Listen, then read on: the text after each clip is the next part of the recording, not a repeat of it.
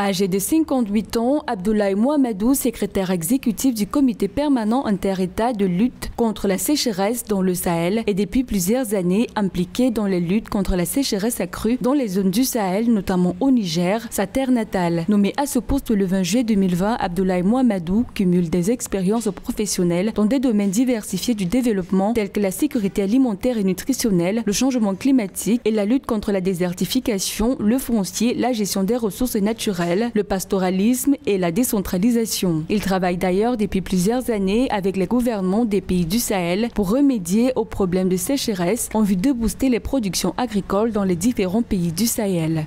C'est sur les marchés, parce qu'on ne peut pas produire à l'instant où on est aujourd'hui. Il n'y a pas de production végétale possible au Sahel. C'est vrai que dans les pays du Golfe de Guinée, on a le début de la saison des pluies, mais ce ne peut être que des interventions à la fois humanitaires, mais également des subventions aux produits de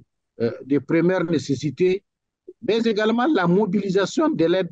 au niveau international. S'exprimant à Abidjan en Côte d'Ivoire le 11 mai 2022 dans le cadre de la COP15, le secrétaire exécutif du comité permanent inter-État de lutte contre la sécheresse au Sahel, Abdoulaye Mohamedou, a sollicité l'implication de la jeunesse dans la gestion durable de la terre afin de résoudre la question de la sécurité alimentaire. Il avait alors à cette occasion souligné que plus de 40 millions de personnes sont menacées par la famine en raison des récoltes improductives dues à la sécheresse dans les zones du Sahel. Ces crises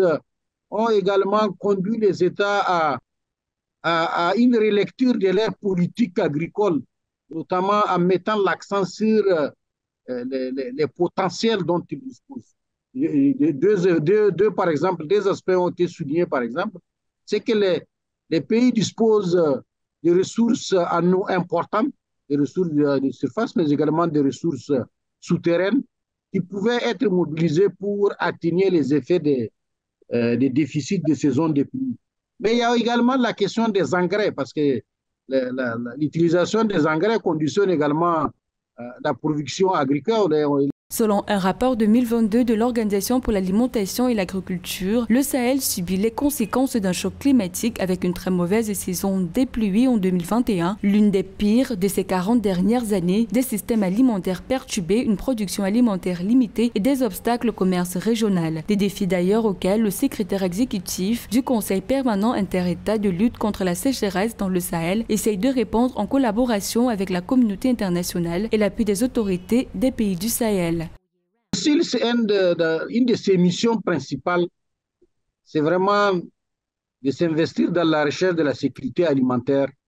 et nutritionnelle. Et dans ce domaine, il anime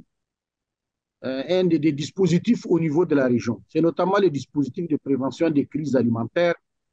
qui permet aux États d'anticiper sur les crises.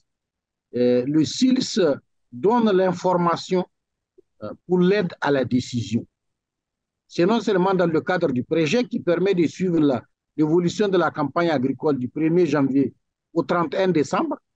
en lançant des alertes au cas où il y a des difficultés quelque part, mais c'est également les prévisions climatiques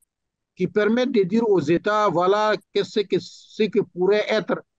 la prochaine saison des pluies. Dans son élan visant à accompagner les États du Sahel à faire face aux crises alimentaires, Abdoulaye Mohamedou, secrétaire exécutif du comité permanent inter-État de lutte contre la sécheresse dans le Sahel, a exhorté les 60% des jeunes vivant dans le monde rural à prendre une large part dans la gestion durable de la terre en vue de lutter efficacement contre le changement climatique et œuvrer à la restauration des terres.